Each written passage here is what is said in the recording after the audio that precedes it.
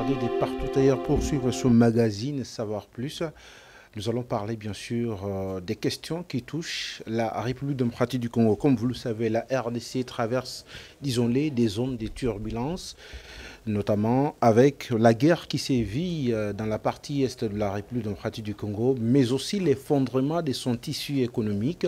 Alors, que faut-il faire pour relever les défis? Est-ce passer par la voie du dialogue politique, comme beaucoup le pensent, ou bien il faut arriver bien sûr à choisir des têtes pour remettre les choses sur le rail? Avec moi sur ce plateau, nous recevons Alexandre Choué Mokim, qui est économiste de formation et également qui décortique les questions qui touchent la RDC, surtout sur son plan économique. Alex Choué, bonjour.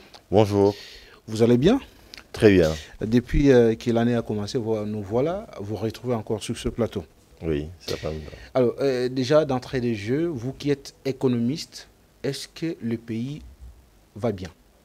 Non, la situation est très préoccupante parce qu'au fait, aujourd'hui, la RDC n'est plus RDC. C'est une partie de la RDC que nous avons actuellement avec les provinces qui sont sous occupation. Nous ne sommes plus en RDC, nous sommes dans une partie de la RDC.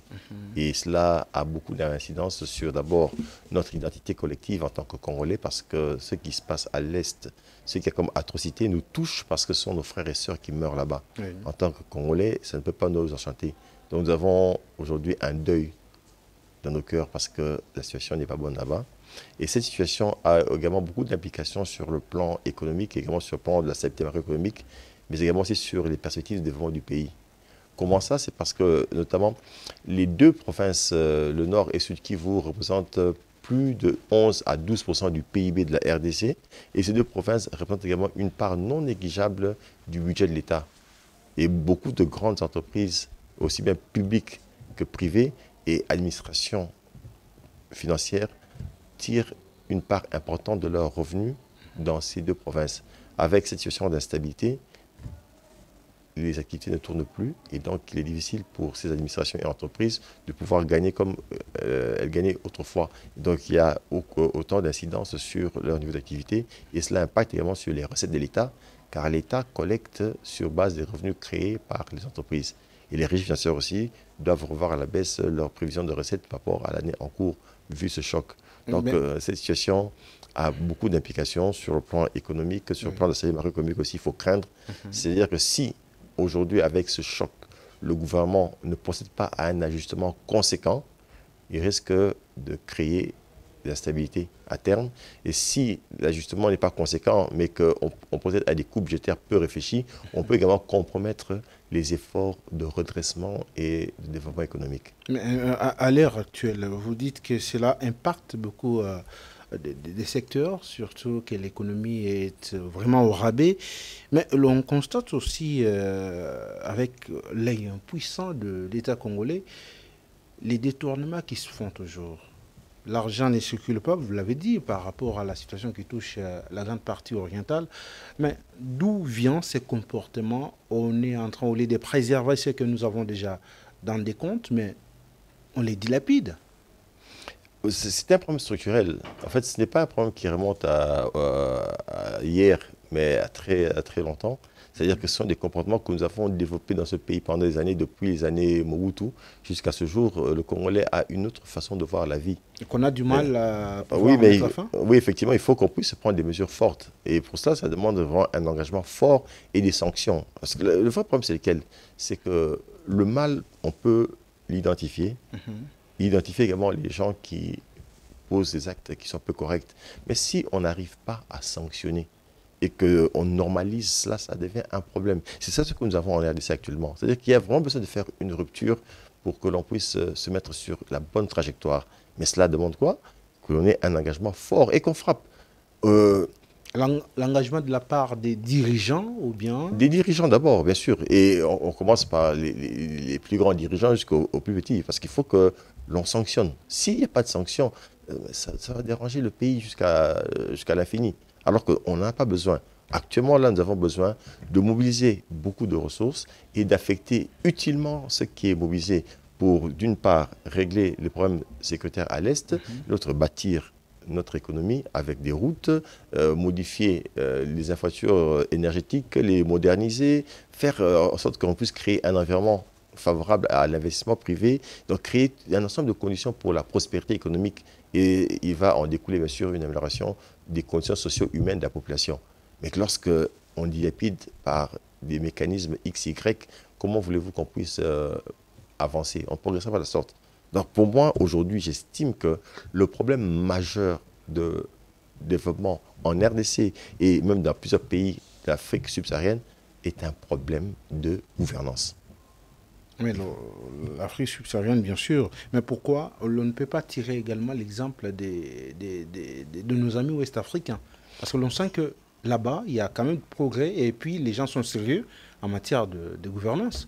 Oui, oui, justement, mais c'est ça le problème, c'est qu'il faut justement utiliser la justice. Il y a une phrase qu'on dit souvent, la justice élève une nation, et c'est vrai. Et même sur le plan économique, on peut expliquer ça. D'ailleurs, je vous donne une illustration. Vous savez que les grandes économies reposent sur des familles. Mhm. Mais comment est-ce que ces familles sont devenues des puissances sur le plan économique? C'est à cause d'un mécanisme d'accumulation. Monsieur Ben accumule 100 millions, il développe son business, il meurt, après lui, son fils reprend le business, il passe de 100 millions à 300 millions, son petit-fils prend 300 millions, il va à 1 milliard. C'est ça l'accumulation. Mais chez nous ici, est-ce que l'accumulation est possible? Non. Pourquoi? Parce que Monsieur Ben accumule, après sa mort, sa famille prend et on revient à zéro. Son fils fait des efforts et il sera victime d'un même comportement. Bref, il y a des stop and go. Alors que la justice, la RDC, ou les lois de la RDC garantissent justement le droit à l'héritage. Mais qui ne sait pas ça? Et mais ça se fait, jusqu'au jour où ça se fait.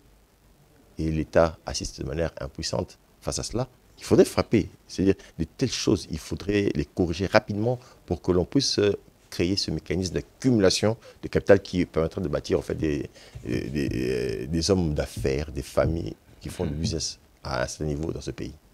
Donc, peu seulement comprennent la politique des successions lorsque vous avez des Oui. richesses. Mais ici, l'on vous voit également, vous êtes très engagé sur votre compte X, que vous faites des propositions pour arriver, bien sûr, à stabiliser tant soit peu, malgré la guerre, l'économie congolaise. Est-ce vous pensez qu'avec tout ce qui s'est dit du matin au soir, il faut passer par le dialogue? Le dialogue est une voie aussi pour arriver à stabiliser la situation? Le problème sécuritaire dans la partie est de la RDC est un problème structurel. Ce n'est pas un problème conjoncturel. La preuve en est que ça nous a pris combien de décennies et on a perdu combien de personnes. Et à plusieurs reprises, il y a eu des dialogues. Et ces dialogues ont conduit à quel résultat? Un partage de pouvoir. Et après, il y a eu encore des générations de la situation, dialogue, et ainsi de suite. Donc nous sommes dans des va-et-vient. J'estime que le problème est structurel et il faut trouver une solution profonde. Et pour moi, la réponse est toujours dans la gouvernance. Parce que si la gouvernance était bonne et que l'on arrivait donc à mieux gérer la sécurité, les frontières, on n'aurait pas eu tous ces mouvements.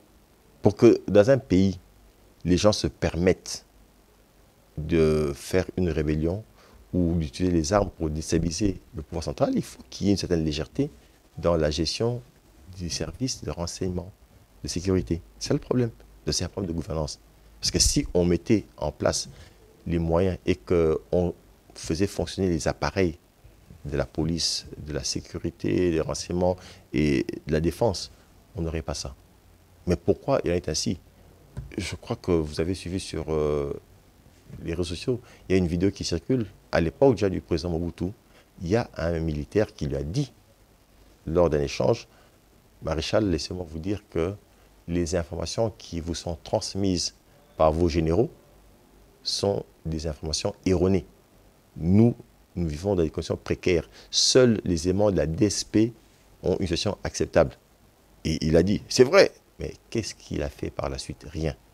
On a clochardisé pendant des années les policiers et les militaires. Voilà ce qui s'est passé. Et ça crée une démotivation.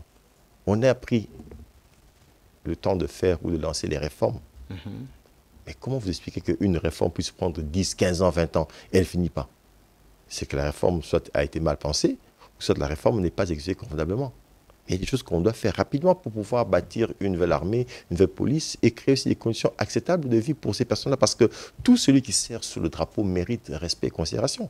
Lorsque les armes crépitent, nous, vous et moi, nous sommes où? Nous sommes cachés dans nos maisons. Ce sont eux, les hommes en uniforme, qui sont dehors avec les armes pour défendre la nation, la patrie. Mais pourquoi est-ce que ces gens-là, on ne leur donne pas ce qu'ils méritent comme considération et respect? Ça, c'est un élément. Donc pour moi, il y a une réforme fondamentale à faire. Il faut améliorer de manière systématique le traitement accordé à nos policiers, à nos militaires, à nos frères et sœurs qui travaillent dans les services de renseignement.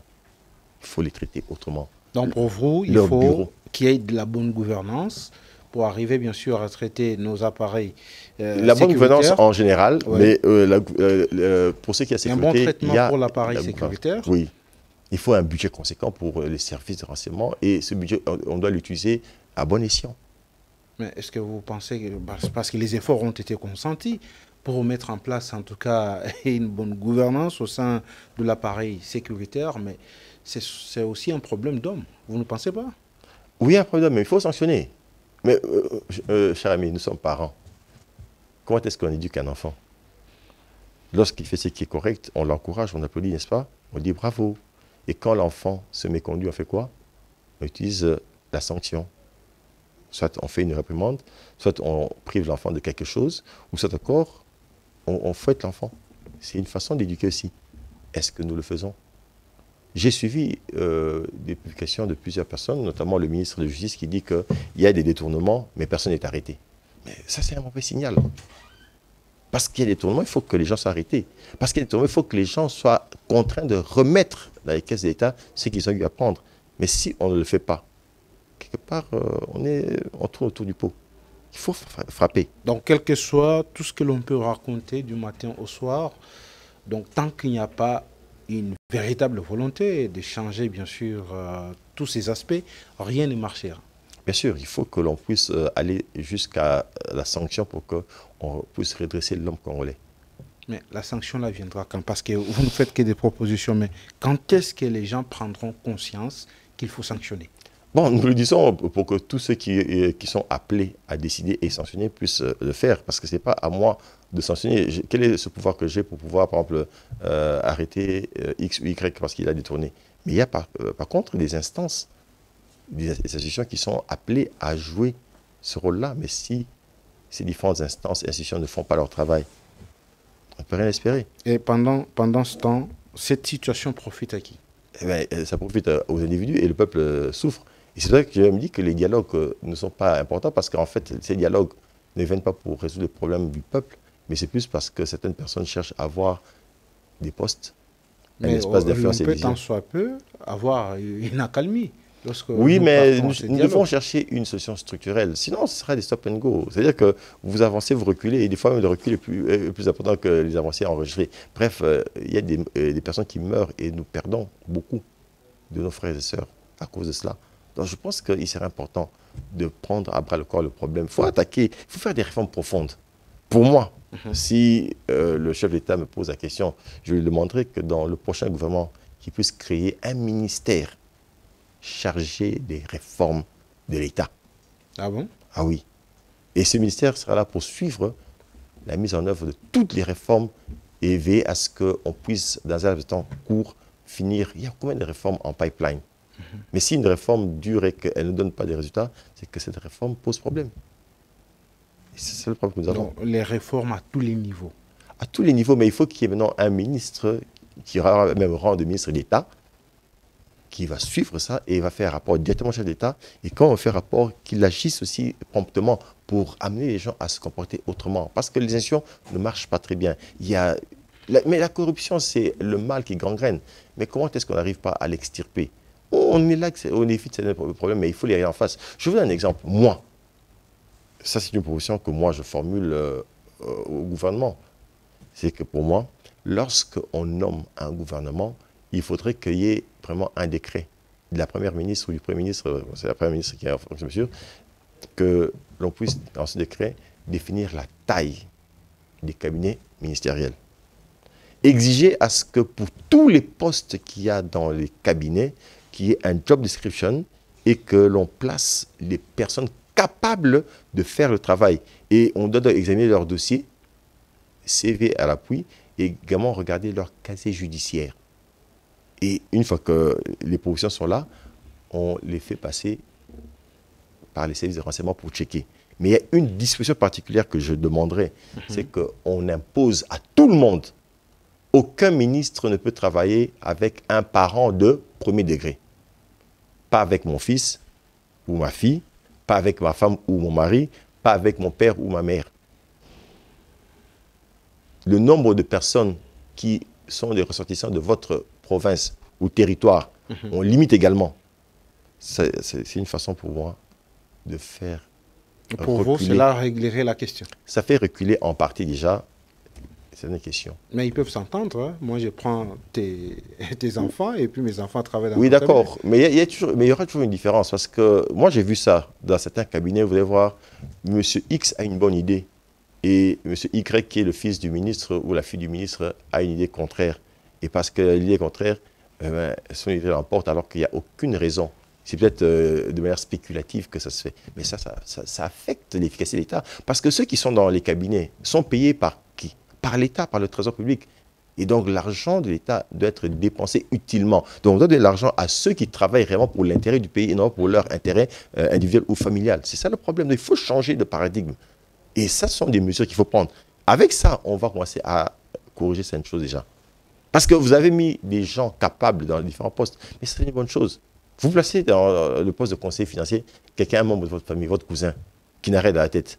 Excusez-moi, c'est un peu brutal des fois. C'est pour avoir les contrôles. Non, quand je dirais de la tête, l'expression peut être brutale, mais vous mettez ces personnes juste parce que vous voulez que ces personnes vous servent financièrement. Mais non, à ce niveau, il faut qu'il y ait une certaine élévation d'être. Je suis ministre et je vis avec l'honneur, la fierté qui accompagne, le prestige qui accompagne cette fonction, et je pose des actes de gestion qui feront que mon nom restera inscrit sur les murs de l'histoire de la RDC. C'est ce qu'il faut qu'il y ait. Mais malheureusement, peu sont ceux qui réfléchissent ainsi.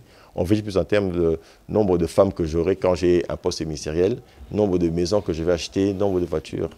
Non, parce que certains se disent, on ne sait jamais quand est-ce que vous serez enlevé. Non, en fait, justement, en fait, c'est pour dire aussi qu'il ne faut pas prendre n'importe qui à un poste de ministre. Il faut qu'il y ait des gens qui ont des parcours. Donc, le problème ici, Alex, c'est aussi cette politique d'épuiser dans les formations politiques. Mais je suis contre ça. J'ai bien dit que pour moi, la politisation de la gestion pose problème dans ce pays.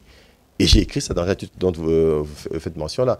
J'ai dit que les politiciens ont pris le pays en otage. Et c'est vrai.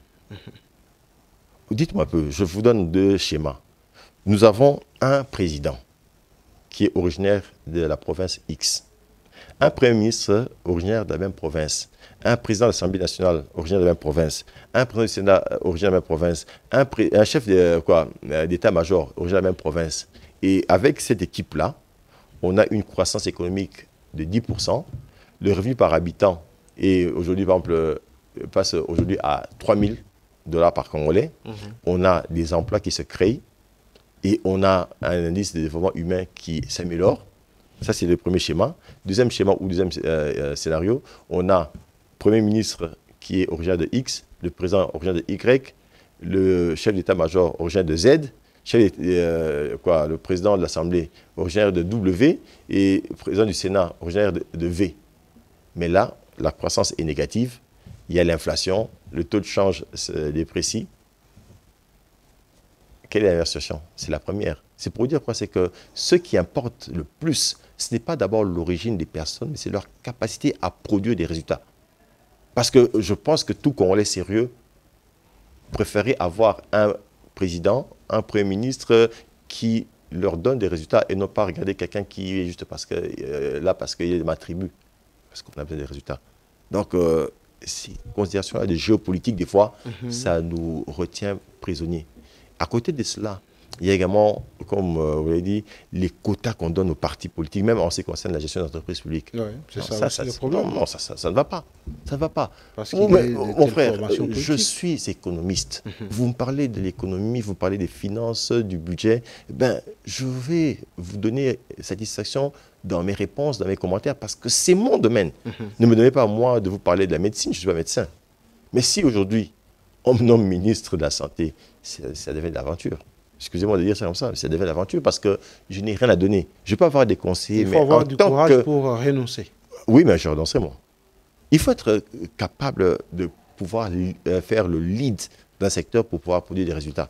Mais si vous allez juste parce que vous aurez le titre, les honneurs, les avantages en termes de salaire, tout ça, vous ne faites pas ce qu'il faudrait faire. Le pays n'a pas besoin de ça. Le pays a besoin de gens qui vont bouger les lignes. Que l'on compte RDC comme les pays les plus performants, qui offrent les meilleures conditions de vie à leur population en Afrique. C'est ce qu'il nous faut. La RDC, c'est vrai, les souhaits de vous qui êtes chercheurs, c'est de voir un jour les choses aller si bien.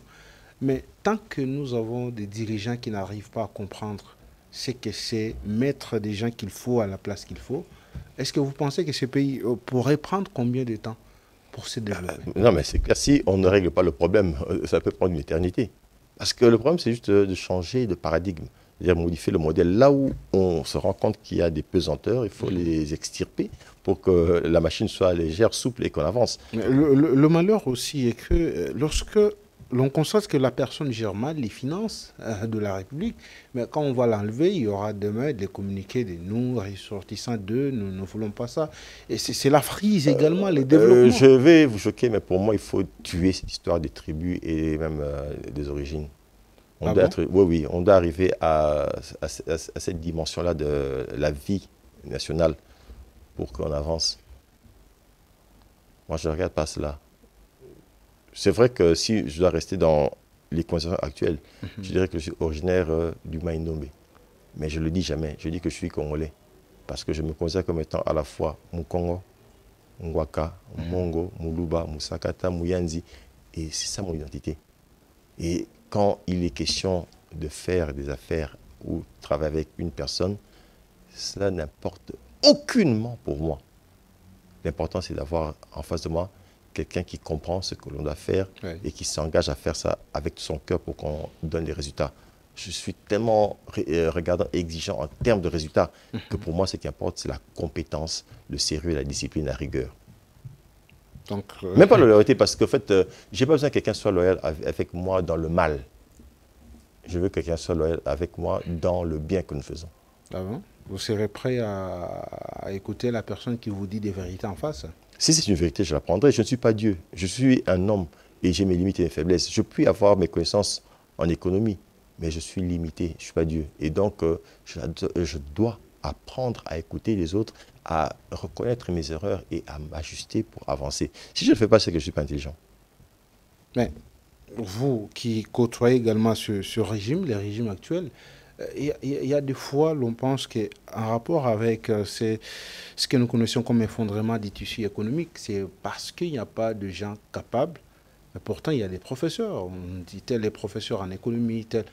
Et les gens vont plus loin avec leur réflexion pour dire seul Matata Ponyo, pour ne pas les citer, a su maîtriser les systèmes macroéconomiques de la RDC. Est-ce vrai? Bon, il y a d'abord ceci. Quand on parle de professeur, un professeur, c'est qui? C'est celui qui enseigne. Et il n'est pas dit que celui qui vous enseigne, forcément, va appliquer ça convenablement. Il y a aussi des professeurs d'économie qui ont mal géré leur ménage même. Vous comprenez un peu ça? Oui. Ah bon? Ah oui. Avec qui donnent de bonnes théories voilà. aux étudiants. Et justement, c'est pour dire qu'au-delà de la théorie économique, il y a aussi la dimension capacité à comprendre les vrais problèmes et à s'ajuster et à agir promptement dans les conditions indiquées, et il faut savoir agir. Alors, quand on dit stabilité macroéconomique, il y a plusieurs facteurs qui entrent en ligne de compte pour parler de la stabilité macroéconomique. Il ne faut pas voir ça comme une affaire individuelle. Parce que ce débat-là, bon, j'ai suivi un peu les réactions de certaines personnes lors d'une conférence à l'UNIKIN, notamment la réaction du vice-premier ministre Moukoko à ce sujet. Et il a dit que la stabilité macroéconomique qu'on avait à l'époque, ce n'était pas l'affaire d'une personne, mais d'un ensemble de personnes. Ah bon? Ben oui, mais bien sûr. Mais il y a un ministre des Finances qui est responsable de son secteur, qui prend des mesures. Mais il y avait quelqu'un qui donne la vision alors. Non, mais chaque ministre a son secteur et donne avait travaillé, avait apporté ses... Bien sûr, c'est pour ça qu'on parle d'une équipe. Lionel Messi et Lionel Messi. Donc... Mais je ne pense pas que si on mettait Lionel Messi seul face à l'équipe même de FC Loupopo ici, il va gagner parce qu'il est seul. Le feu brûle si haut si chacun y apporte son morceau de bois. Justement, c'est ça en fait la logique. Donc, il faudrait parler en termes d'équipe. C'est plus élégant. Ouais.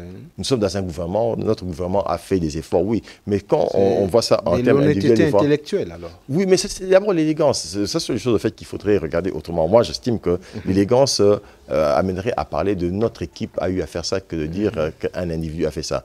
Et là, maintenant, je vous dis que les résultats dépendent aussi du contexte. Okay. Je peux être intelligent, bon, sérieux, mais parce que le contexte économique mondial est tellement mauvais que je n'arrive pas à donner les meilleurs résultats que tout le monde aurait cru.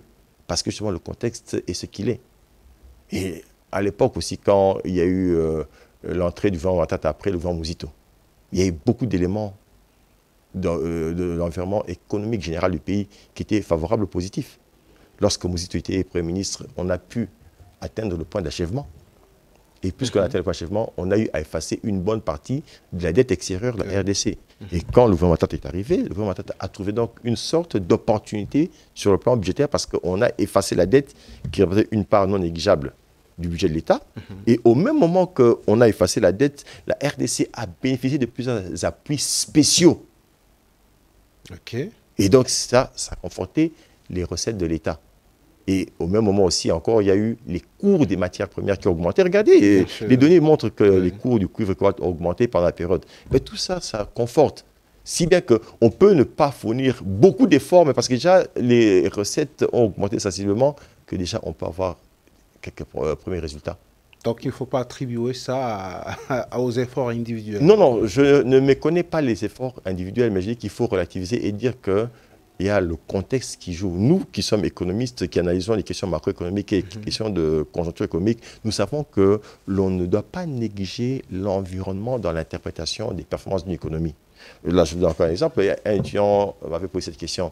Oh, voilà, à l'époque du gouvernement Matata, il y avait des mesures de resserrement, mais malgré ça, la croissance a été faite et les gens ont dit que c'était un miracle. Christine Lagarde a dit non, mais j'ai dit, vous racontez quoi? Parce que des fois, les gens ont des capacités d'analyse très limitées et ils avancent des choses qui ne sont pas vraies.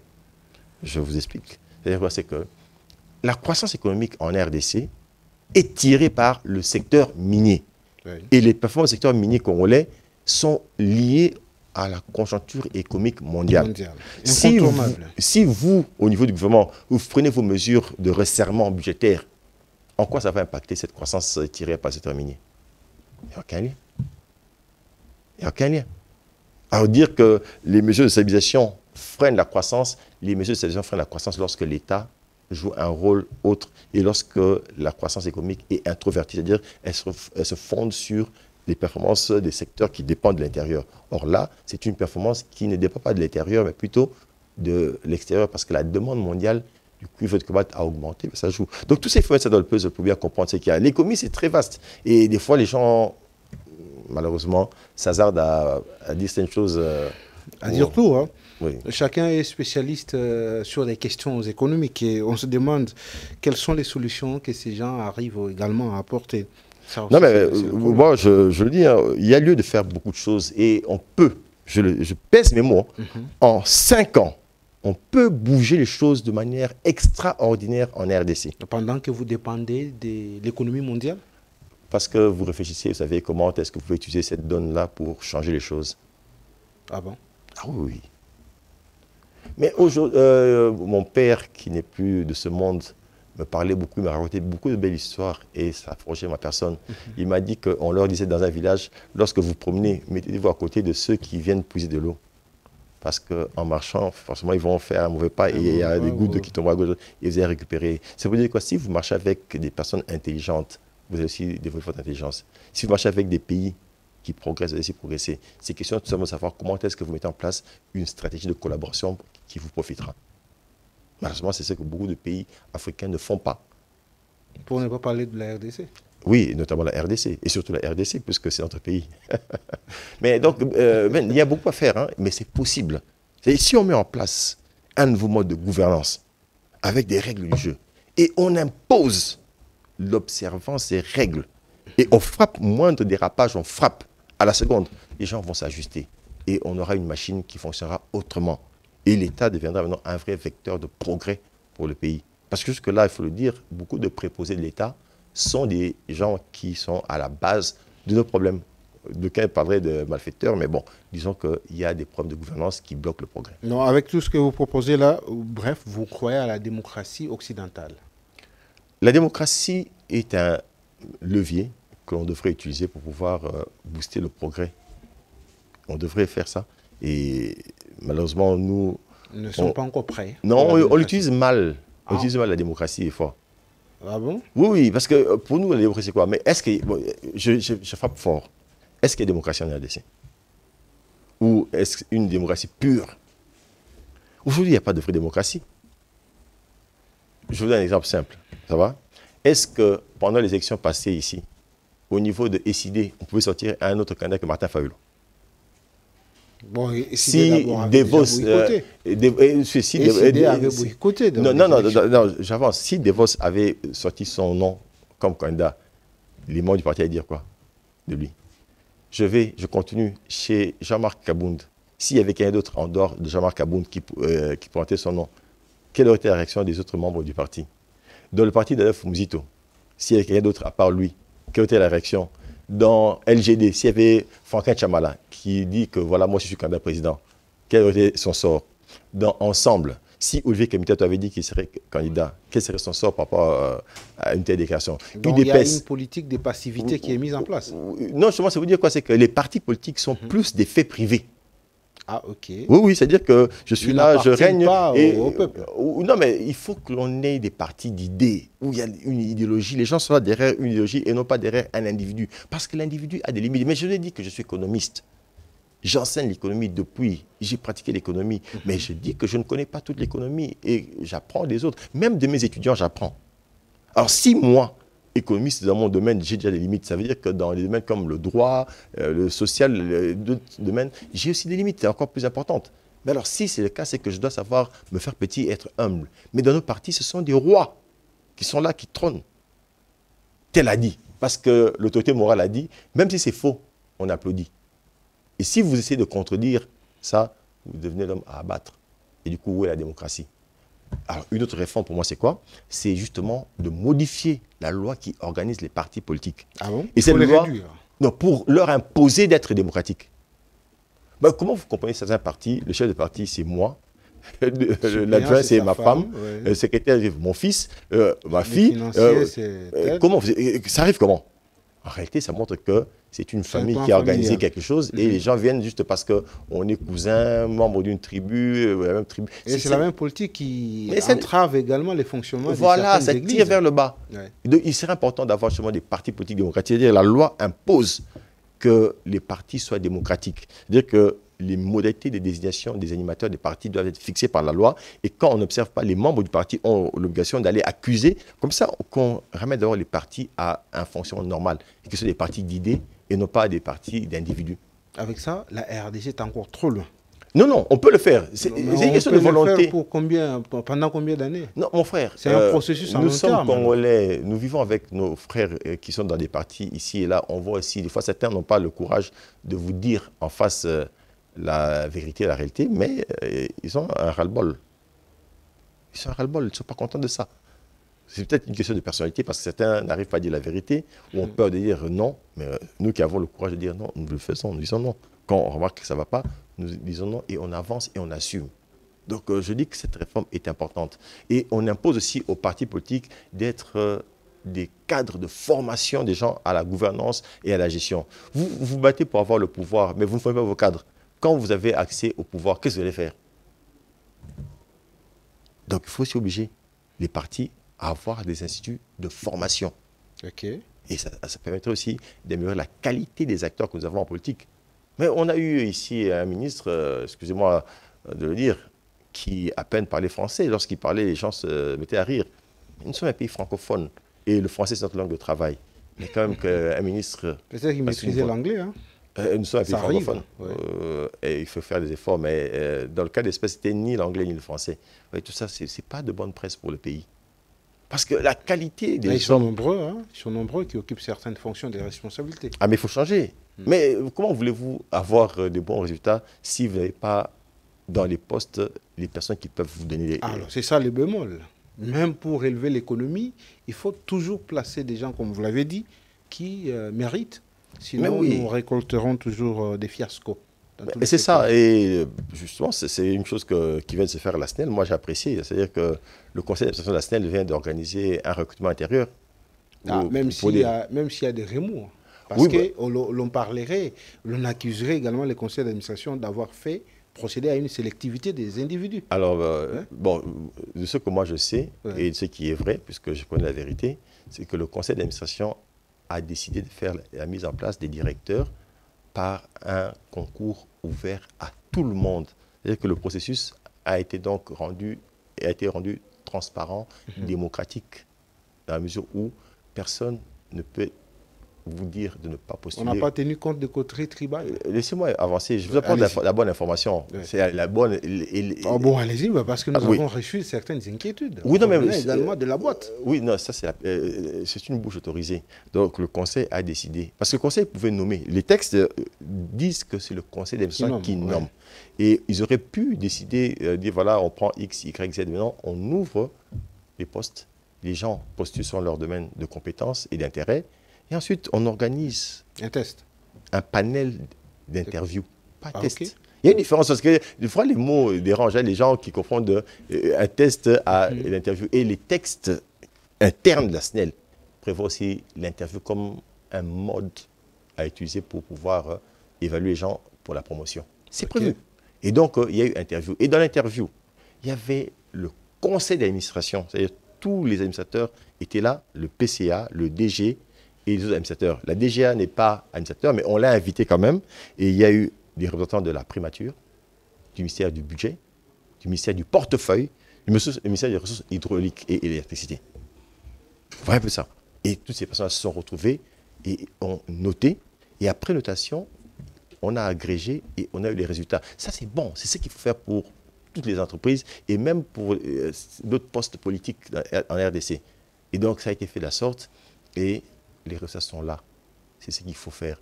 Et les gens sont donc là en fonction de leur mérite.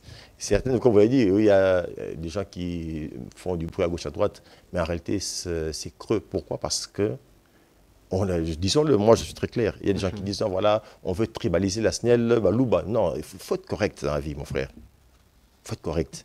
Non, il faut être correct, vous l'avez dit. Non, mais je peux continuer. Bon, allez-y. Oui, on n'a pas encore pu les résultats. Mais moi, j'ai une idée sur ce qu'il y a comme résultat. Je ne vais pas dire ça, mais j'attends qu'on publie. Mais je peux vous dire que ce que certaines personnes disent, j'ai vu sur une chaîne là, Kinoa, quelque chose comme ça, elle me dit, non, voilà, sur 11 directeurs, 6 sont des loups. C'est faux, il n'y a pas. C'est faux, c'est mensonger. Ah bon? Mais oui, alors, si on n'a pas publié, comment est-ce qu'il sait? Parce que nous qui sommes là, nous qui voyons, on sait que c'est autre chose. Mais lui, il dit ça, il a tenu cette information de qui? Donc, il y a une contre-vérité que l'on fait circuler parce que juste, on ne veut pas que l'on procède à des changements mérités. C'est ça le problème. Et vous voyez, j'ai été invité pendant les États généraux du portefeuille à parler. Et j'avais dit ceci. Il est important de redresser les entreprises publiques en RDC pour le développement. Comment voulez-vous créer un bon climat des affaires en RDC si les entreprises n'ont pas accès à l'eau, à l'électricité, si les routes ne sont pas là? Or, pour qu'il en soit ainsi, il faut que Foner, SNEL, Réseau fonctionnent aussi bien. N'est-ce pas? Donc, la gouvernance d'entreprise du portefeuille d'État joue un rôle déterminant dans le succès économique du pays.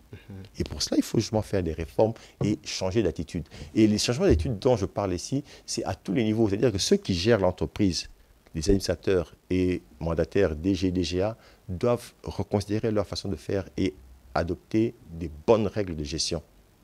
Et quand ça ne va pas, il faut qu'on attaque. Et au même moment qu'eux sont appelés à s'ajuster, les décideurs politiques aussi doivent s'ajuster. Il ne faut plus politiser, comme nous l'avons dit tout à l'heure là, les fonctions. Et il faut que les décideurs politiques sanctionnent les fautes de gestion. On dit que les entreprises du portefeuille de l'État sont malades.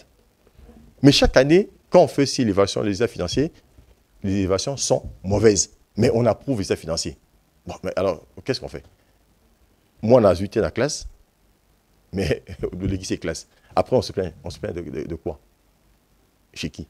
Alors qu'il nous appartenait de recaler l'enfant pour lui faire comprendre que tu n'as pas bien travaillé, va t'améliorer pour mieux faire. C'est ça qui dérange dans le pays. Non, on satisfait les formations politiques, hein, parce que Mais justement, mais c'est ce qui tue le pays. C'est pour ça que j'ai dit que le pays est pris en otage par les partis politiques.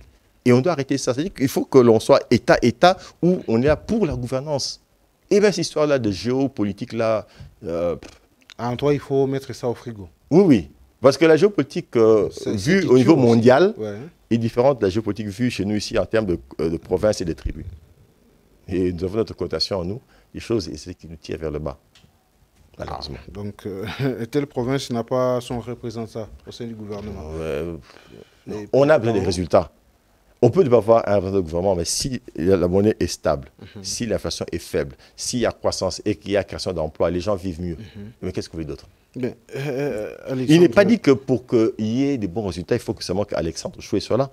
Si il y a quelqu'un qui peut faire mieux que lui, tant mieux. Mais si c'est lui aussi, ben, il faut accéder à ça. Mais au moins, que ce ne soit pas des éléments contraignants qui forceraient la main à X, Y ou à toute la République. Non. Alors, vous êtes économiste, vous vous intéressez aux questions liées, bien sûr, les questions liées à la gouvernance. Quelles sont les retombées lorsque l'on arrive à changer brusquement les monnaies? Brusquement? Les billets d'une monnaie.